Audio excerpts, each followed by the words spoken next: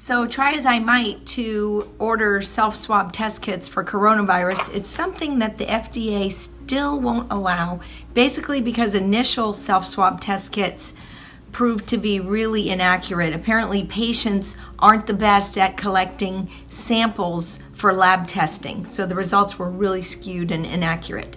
So right now there is no self-swab coronavirus testing at home.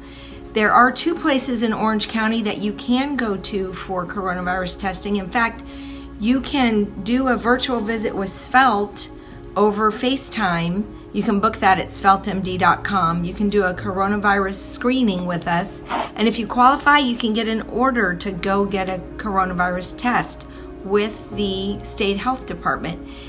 You can either go to Orange County Convention Center, or there's another new testing place over off of Mills and 50, 1205 East Colonial.